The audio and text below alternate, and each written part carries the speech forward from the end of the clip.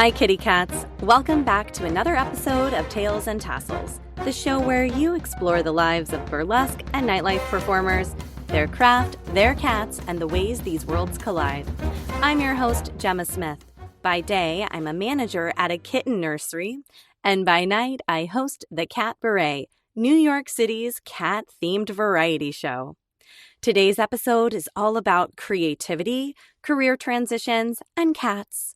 I'm chatting with Jennifer Yadav, a multi-passionate performer who shares her journey from theater to TV and film, tips for building a sustainable acting career, and her advice for new pet owners. Before we jump in, I'd love your input. I've created a quick Google form linked in the show notes where you can share what you'd like to see in our brand Mew Patreon community. Your feedback will help shape what we create together, so be sure to check it out after the episode and stay tuned for when you can join. Now, let's get to today's interview. I'm thrilled for today's guest. She is not only a dear friend, but also a cat beret performer. Welcome, Jennifer Yadav, to the podcast. She's a New York City-based actor, voiceover artist, and singer.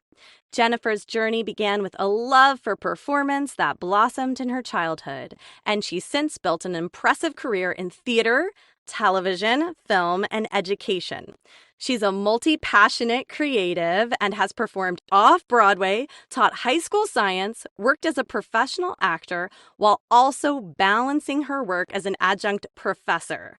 And like I said, Jen's no stranger to the cat beret. She sang and tap danced in our last show. And to top it all off, she's a proud cat mom with 3 kitties at home. And fun fact, Jen is my first guest to have more than 2 cats. Welcome to Tales and Tassels, Jen. Thank you so much, Gemma. It's an honor to be here. I'm really excited about it. Yes, and as I was reading that intro, I saw in the video that you have your cats near you. Their ears are burning. I have 2 of them right next to me right now. This is Jade. I got her in 2009, and they estimated that she was a little less than a year old. So Oh, she wow. is about almost, I would say, 15. Oh, Yeah. that's And amazing. she's She's super beautiful. tiny. Yeah, she's never really got big. She's like a tiny, tiny cat. I'll just show you. Here's the Oh, other one, Yoda. This one was a little abandoned kitty in a yard 2 doors away from me when I lived around the corner in the Bronx. And I've had her since she was probably 5, 6 weeks old. She's very person specific, I will say. She's still got a lot of the feral in her, I think, for when other people are around. so I haven't shared this on the podcast, but Jen and we met producing a web series called NYC Pet Tales. It was almost a decade ago. So Jen, would you be able to share a little bit about that project, how we met, and your experience? Absolutely. Yeah, that was a wonderful project. So actually Gemma and I initially met at a holiday networking function. We had the same talent manager at the time. And so we met, we networked. Gemma had kind of an actor group that was meeting that I started going to. And out of that group came this web series, NYC Pet Tales, which is really the precursor to Tales and Tassels. And it was a series that was focused on tips for all pets, all types of pets, really. But we did a lot of dogs and cats. And so it was actually a great experience. We crowdfunded for that. And I actually wrote 2 of the episodes, and I helped produce, the series itself. But the 2 specifically that I helped to write and that I was in, one was about separation anxiety. And that was with my dog, Charlie, who unfortunately just recently passed away. She was quite, a bit of a senior dog. But she was in that. She was a rescue, also from the Bronx, that someone sort of left for me outside. And I had her for many, many years. And she did have some separation anxiety issues. So we had a great episode about that. We went to see Cynthia Okamoto, who gave us some real tips that actually worked quite well. And then the second episode that I was involved in was about trap, neuter, and release. So you and I both went actually, right, to the ASPCA workshop on this? Yeah, I remember we became TNR certified so that we were really doing our research to learn how we could best do the episode and help cats too. Right. And so TNR is trap, neuter, release. And that's sort of a city-run program to try to control the feral cat population. So it essentially involves trapping feral cats, having them spayed or neutered, and then re-releasing them in the environment so that they, they're very territorial. They stay in that environment so new cats don't come in, but they are not just excessively reproducing. So we did a whole episode about that, and we did a demonstration. Actually, Jade was in that episode, this one here. And then a stuffed cat, Olivia. I still have her too. Yeah. Jen, I So think yeah, it was a really great experience. I just wanted to say I think that was our best episode actually because it was so informative. There was a step-by-step guide of how you do TNR, and maybe I can link it in the show notes if folks still want to watch NYC Pet Tales. We created 2 seasons of a web series, and I can link that episode in the show notes. Yeah, I definitely think you should because it's still very useful information. It's certainly a program that still runs. And if there is an excessive feral cat population in your area, this might be the answer. And Jen, I have to say, I loved working with you on this web series. It was a new project for me, and you were the perfect co-producer because not only were you so passionate about cats and animal welfare, but also you're a doer. You were really invested in our project and getting things done and even pushing me like, Gemma, we got to get sponsorships. And we went around and we got sponsorships from folks. And I really appreciate about you. Same. Thank you so much. You really were an excellent co-producer. And honestly, you're such a go-getter, and I always learned so much from you and from working with you. And if you recall, we also produced a comedy show, Applause for Paws, and we even made a large donation from that. Yes, I remember we had the big check. We presented it to Second Chance Dog Rescue. It was a great night, and Applause for Paws. Yes, we produced this comedy show way before I did Cat Beret. I want to say it was like 2015. So that also kind of led into eventually starting more live performance. And you and I were like the host in between different comedians, but then we came up and talked about our mission, and it went hand in hand with the web series. Yeah. Yeah, that's really interesting. So we're kind of coming full circle here on this podcast. Exactly. And now speaking more to your own journey and your own creative process, can you share a little bit about your journey and your background in theater and live performance? Sure. Yeah. It's interesting because I was thinking about, the question of like, how does my performance career and my love of cats, like how do they intersect? Where did they come from? And actually they both started at such a young age. As you mentioned in my lovely bio, thank you for that. But as you mentioned in my bio, I did start as a child performer. So I was on the Gong Show. I won the Gong Show. It was kind of a traveling tour of the Gong Show in Niagara Falls when I was 4. And then I was on a television show called Tiny Talent Time that actually was a Canadian show. And then I performed quite a bit around the local area of Buffalo when I was very young. And I also have a very vivid memory at that same age. I was about 7 years old, and I was driving with my parents through, my family had a house up in Canada, and it was winter time, and it was a snowstorm, and it was blizzardy and cold. And we were driving along, and there was a cat at the side of the road, and she was a very obviously pregnant cat, and she was struggling a little bit. So my parents stopped, and my mom didn't want to leave the cat there. So we took the cat and basically smuggled it into the United States. They took the cat and kind of like shoved it down onto the floor of the car, covered it with a bunch of coats, and we drove it home to the States. And we took this cat in, and within a couple of weeks, she gave birth to, I don't know, about 5 or 6 kittens. And so we had the kittens we kept them for about 8 weeks, and I took my friends and walked around the neighborhood, and we rehomed all of the kittens. And then how old were you again? I was 7. So this is like a very, right around the time when I was doing some of this child performance stuff too. So I feel like these 2 memories are like in the same time period, really sort of ingrained in me. So the animal rescue thing was definitely a very early experience for me, just like performing. So there's where the intersection starts, I guess.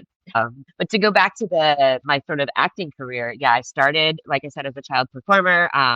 I started doing theater in Buffalo. I did that, throughout high school, a little bit in college, but then I started I want to say now my side career, but it was actually my first real career as a science teacher. So that I was a high school science teacher for 15 years. I taught biology and chemistry. I was teaching high school when I moved to New York City, in fact, in 2009, but I really moved here because I wanted to act. So I'm happy to say that that is slowly becoming my side gig, but we're not quite there yet. I completely understand in New York City, anyone listening or wanting to move here to pursue their dreams, their creative passions, yeah, you got to have some side hustles or a day job and then just grow your creative passions on the side. So you moved here in So 2009. And what would you say are some of your favorite creative gigs that you've had over the years? I'm just going to start by saying, particularly for anyone who is thinking about moving to New York City, relocating here and pursuing something like theater, I think, you don't want to discount the really valuable experiences that you get in other cities because I had some really amazing acting, creative experiences, I would say, in Buffalo. I did a lot of community theater. I had some amazing roles and some really great on stage experiences that I probably would not have had if I grew up in New York City or if I had come earlier than I did. So I just want to just start with that, you can have a wonderful creative experience wherever you are. One thing that I've learned is that as you start developing and writing your own, I should have started writing a long time ago. It's something that's a passion of mine now. And I wish that someone had said that to me many years ago. Start writing your own stuff. That being said, since I moved to New York City, I've had quite a few really interesting and creative experiences. I spent, oh, well, let's see, I just did this in Long Island a week ago. So I guess I have for 13 years been doing the Jackie Mason musical, which has been an interesting and for the last, I guess it's been 13 years, because I just did this in Long Island a week ago. I've been doing the Jackie Mason musical, which has been a very interesting experience, a really huge learning experience to play the same role over and over for so many times, on many different levels. And I've grown in so many different ways since I started with that show. I've gone through so many experiences, stage fright, having it, getting over it all through this one show. So it's really been a big part of my life since I've been here. It was something that started at the Broadway Comedy Club as a weekly show. We eventually moved off Broadway, just for a little while, for about a year. And then, now it tours in different places and it comes back once in a while. So that's been an interesting experience. So, I've also, just in terms of coming to New York City, what's been really interesting is the move into television and film. When I was home in Buffalo, I moved here when I was 36, and so all of my experience in Buffalo was theater. So I moved to New York really without very much training. I always had vocal training, but I never really went to acting class.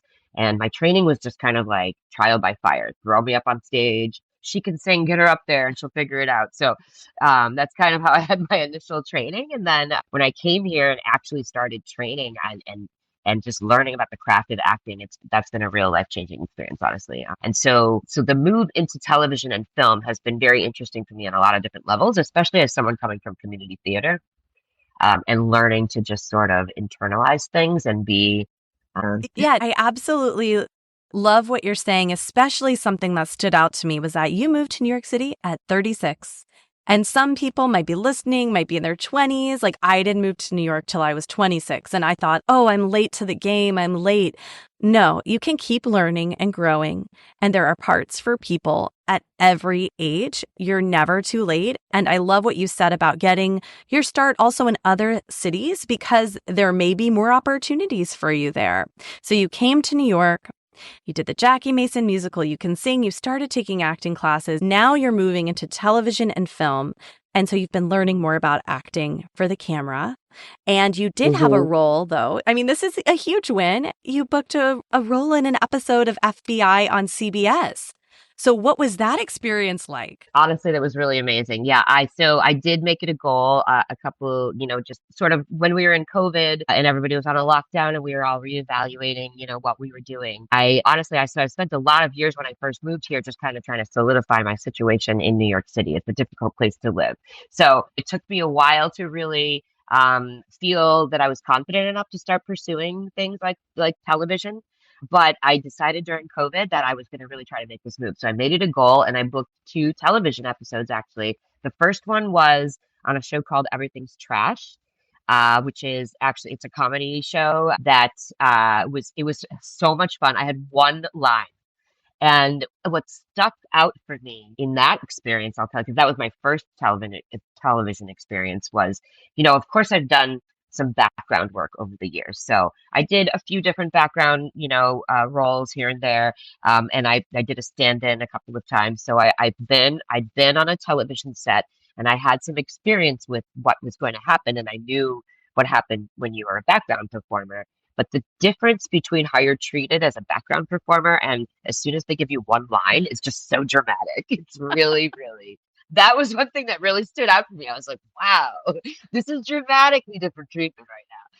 So, yeah, as soon as you get that first co-star, you're like in a real different category. So, that was an interesting thing to think about since I literally only had one line. I had someone whose job it was to follow me and these other two actors around literally all day, take us around set, bring us coffee, bring us water. It was a super interesting experience, actually. And just, the other thing that really is so interesting when you're on a television or film set, but particularly television, is just the number of crew members involved in putting this thing together. It's phenomenal how many people work together so seamlessly. It's really, the crews are just so important. It's an amazing thing to watch, really. Totally agree. I was a stand-in for a little while on Orange is the New Black, and so I've had that experience. I don't think I've seen that clip of you. I'm gonna have to look this up later. Do you remember the one line? Um, If not, it's oh my okay. goodness. What was my one line? It was something like, oh my God, I was a political moderator in this debate. Oh. It was something like, and what did you have to say? Whatever. And I did it like with this like really low kind of growly voice.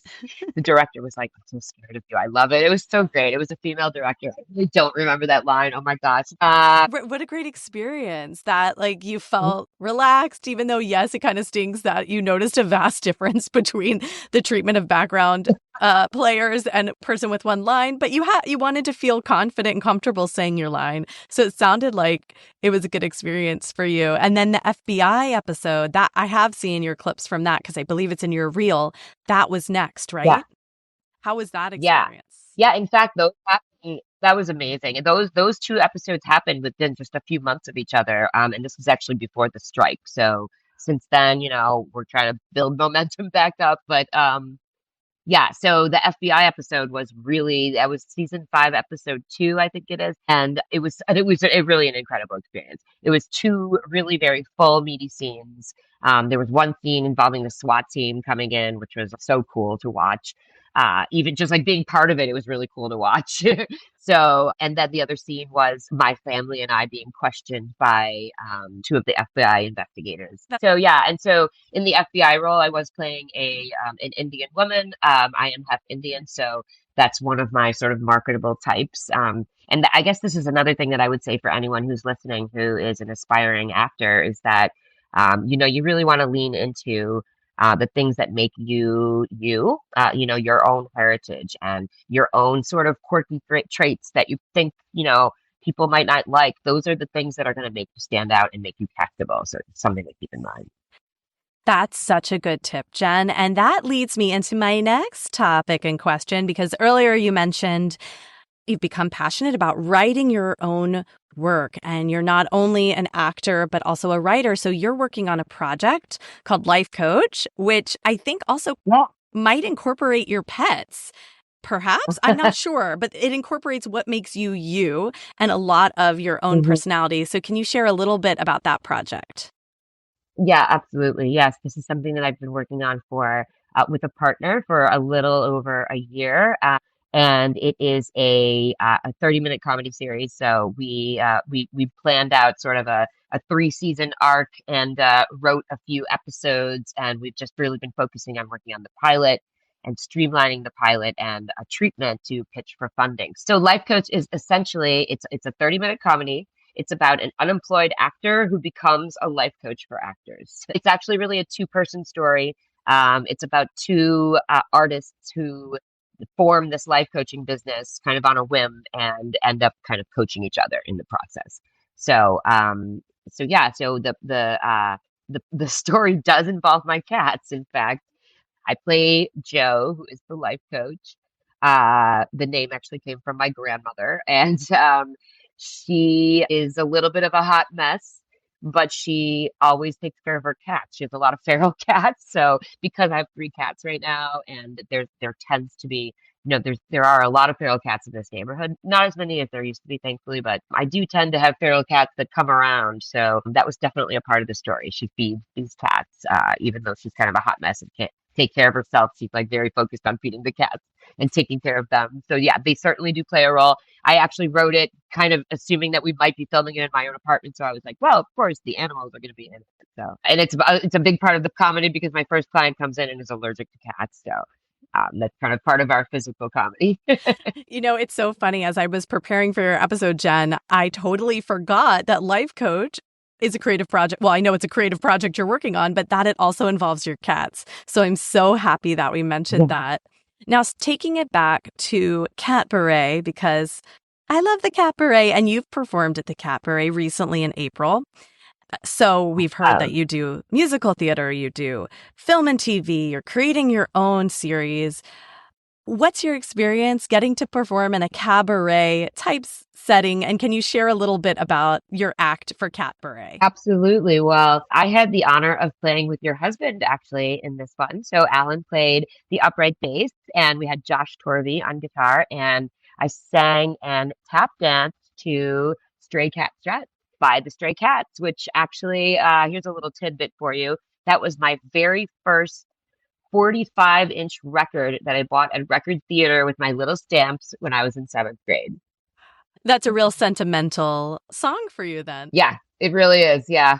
And that'll date me for our listeners if anybody can figure out when that happened. Yeah, they're like record, huh? Right. 45? What does that mean? For the youngins out there, this is when you had to put the little fat thing in the middle of the record player to make it work. Nice. Okay, I love that. And you just reminded me I should have my husband on the podcast. Like Alan is a musician Right? who loves Yeah, so he'll be on my list. Now, before we move on to your cats segment of the episode, is there anything else regarding your creative process or any other projects inspired by your cats that you want to, or involving your cats that you want to share? Just the last thing that I'll share is that, I am also from Buffalo, and so there is ironically a big film scene happening in Buffalo right now. Lots of tax incentives for the producers out there. And I actually went back and filmed one of my first features in Buffalo a few years ago, and I've recently been working with the same person that directed that movie on another movie that he wrote called Running After Me, and that we are in the process of funding to get this movie made. So I'm pretty excited about that, and I don't want to really say much about it, but that is something that is in the works. And just going to put a plug out there for the film scene that's happening in Buffalo. If anyone is looking for a not so far away, but very historic location to film any project. Ooh, that's a really good tip, Jen, and we're excited to hear more. So our listeners will stay tuned. I'll have all Jen's contact information in the show notes. Okay. So now we've talked about your craft, your creative process, your projects. Now let's talk about your cats. So we already got a little sneak peek into Jade and Yoda, but let us know your third cat and what's their name and how did that kitty come into your life? So my third cat is Ringo, not named after Ringo Starr, actually, but I guess sort of renamed because this poor little kitty, who is a girl, had ringworm for a really long time when she was a kitten. So it was a kitten from a rescue group, but she was being housed at the vet's office because of this ringworm situation. So what was really unfortunate about that is that she was isolated for such a long time. So when I took her in, it's taken a really long time for her to socialize properly. She's kind of getting there. In the beginning, there was a lot of, it was so funny because I could tell that people played with her through the cage because she used to like to play with me like around the door or like underneath the door. Like, especially if I was like sitting like somewhere like, in the bathroom or on the chair and there's like a door next to me. She always wanted to play underneath the door or around it, but never like right next to me. And then she was doing a lot of fighting. She had a lot of kitten behavior. but she was much bigger. By the time I got her, I think she was in isolation for like 4 months. It was a long time. And so when I got her, she was much bigger than what the original pictures that we saw. Jack was like, I thought we were getting a kitten. She's a grown cat. But she was, she's a pretty big girl. She's long actually. She's over I don't know where she is right now. She's not around me right now, or I would show you with the camera, but Well, I'd love I think to. she's in the I want to pop in. hmm This is a good opportunity, Jen, because I hmm work in animal welfare, and ringworm is a common fungal infection. And although it's not life-threatening to cats or dogs, it is highly contagious. And so it's true that these cats, kittens who have this fungal infection have to be isolated in order for it to be treated through either like medicated baths or an oral medication. So it's a good plug. If anyone out there wants to help these kittens socialize these kittens, like Ringo's situation, you can foster ringworm kittens from different organizations. They often will provide you the supplies, the medication, and it's so important because it helps, them have socialization before they get adopted. But it sounds like Ringo, how's she doing now? She's warmed up to your home. Oh yeah, she's come a long way. I mean, I think I've had her since I guess 2015 or 16 now, probably, right? Yeah, I think I've had her since 2015. So that is what, almost 9 years that she's been here. So yeah, she honestly probably the bigger adjustment was my cats adjusting to another new cat because they're very cats are territorial. So that's another thing. Honestly, if we're talking about tips for pet owners, one thing to really, really think about is how you are going to integrate a new animal into your home if you already have one. So luckily, my cats have been around for a lot of different sort of feral and rescue cats in and out, so it's not too stressful for them. But like Jade, for example, is over here. She moved to this side. Oh. This one, I got her in 2009, and she has been around for, I mean, really countless numbers of cats because we had so many feral cats in the backyard at my apartment around the corner before I moved here. We had a cat that we took in here that had kittens that we rehomed. And so, she's been around for a lot of cats coming in and out. Yoda also has, that's the one that I showed you earlier, this kind of fat one here. Oh. But she is very, very, I'll call her person specific. She really, really wants to be around me. And so what's really unique about these cats is these two really kind of stick together in the same area. And Ringo is still kind of on her own, although she will play with Yoda quite a bit. So she's comfortable with everybody, but I kind of feel like Ringo got along better with the dog. Aw. So unfortunately, the dog recently passed away. So this is another adjustment we're having. It's like one less animal over the last few months, and how does that situation, change the dynamic in here? But these two, the ones I just showed you, those are the older ones. They're both, like I said, Jade is about 15 or 16, and Yoda is about 15. So they are seniors, and they just really want me to be sitting right here on this futon where I am. So they don't like me to sit at my desk. They want me to sit right here so that they can each be one on either side of me. So I have to have like a separate little setup for my computer so that I can like sit here and chill with them. They don't want to sit next to me like when if I go into like the other room and watch like a movie with Jack or whatever. They don't really want to sit over there. They don't want to be on the bed. They really want me to be sitting right here. And then they like to be on each side of me. So this is where I try to spend my time when I'm home doing work and whatever. That is so cute. That is like a cat lover's dream. You have your cats on either side of you while you're working. And it sounds like they've gotten maybe more like this as they've gotten older, like more wanting to be near you. Is that true? Oh yeah, and for sure, and especially after COVID, because all of a sudden I was home 24/7. So they were always around me, and I mean, I'm in a small apartment here, as you can imagine, in New York.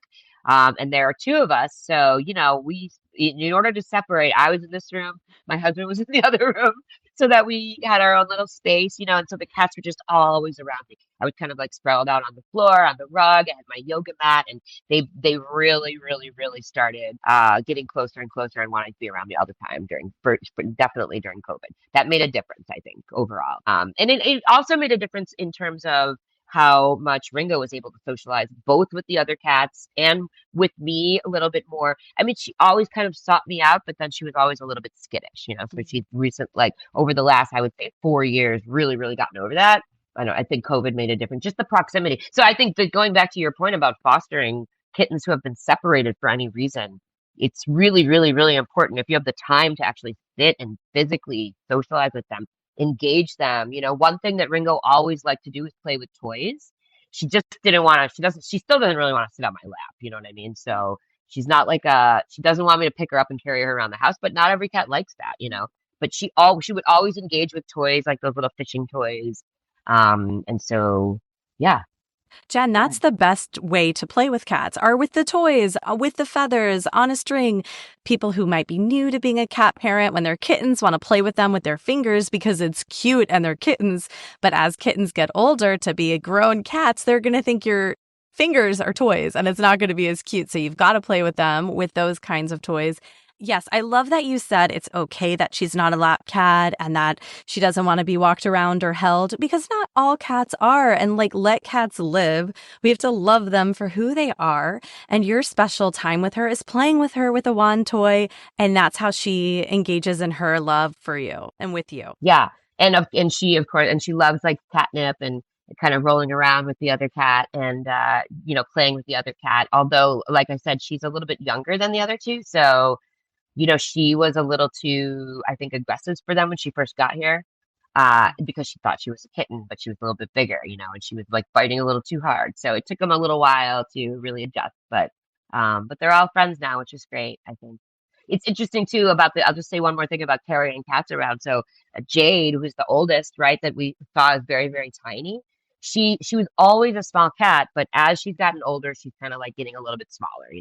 And so she is, she likes to be held, but she will be like all 4 feet, all claws out. So I have to kind of put I wear like like a scarf or something, like a little, like a raptor. So I can carry, because she really loves to be walked around, but she wants to be able to like dig her claws into something. So I'll just put like a little blanket or whatever and like walk her around, and she really absolutely loves that. So, we've made these little adaptations as they've gotten older.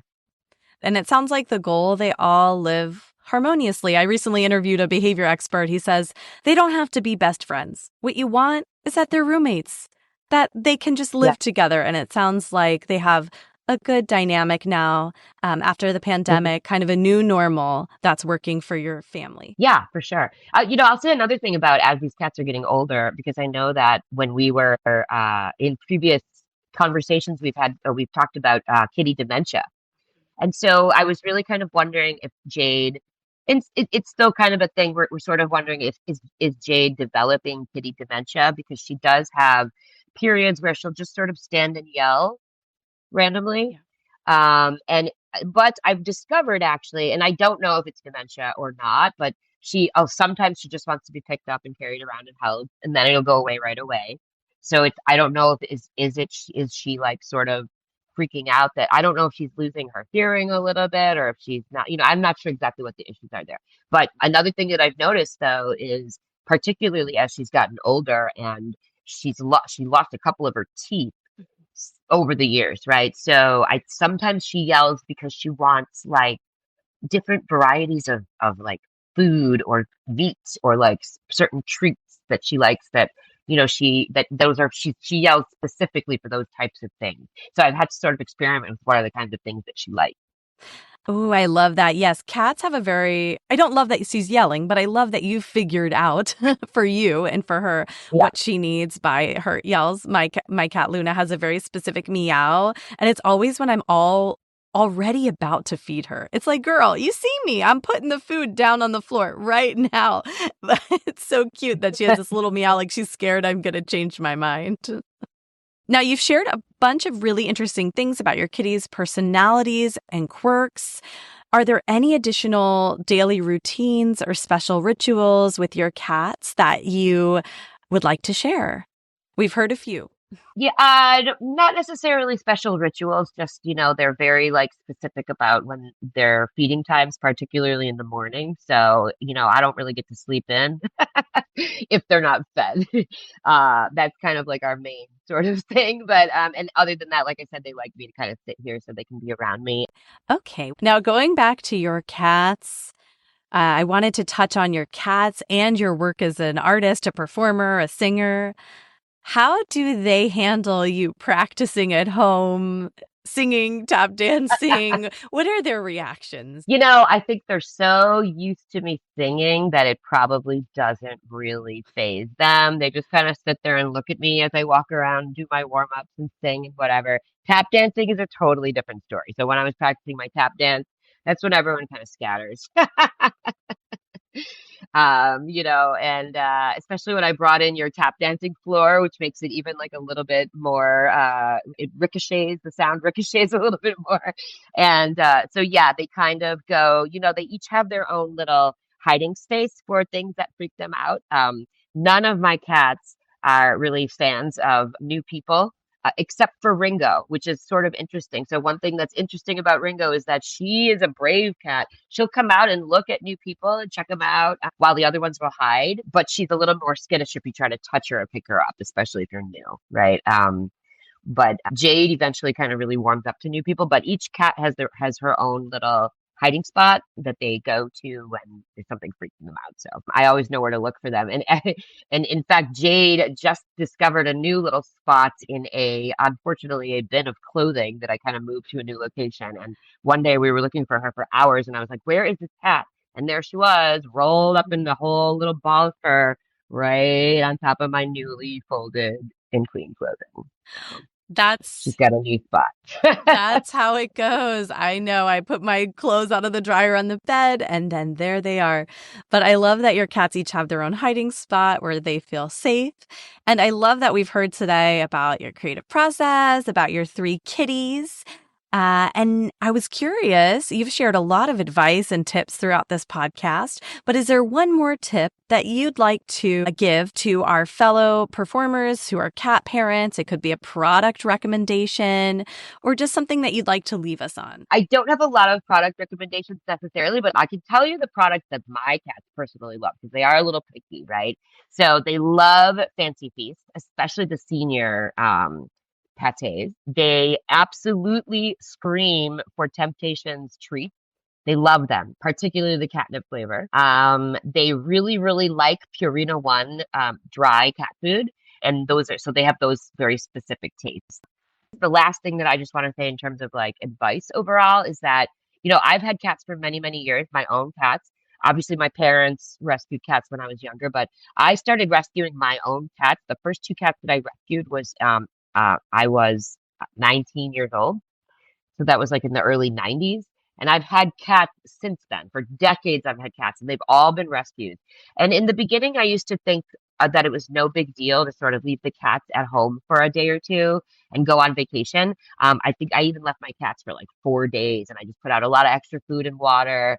And, they were fine when I came home. Over the years, I've learned that cats really need just as much human attention as dogs do. And so it's not a good idea to leave them alone if you're leaving town.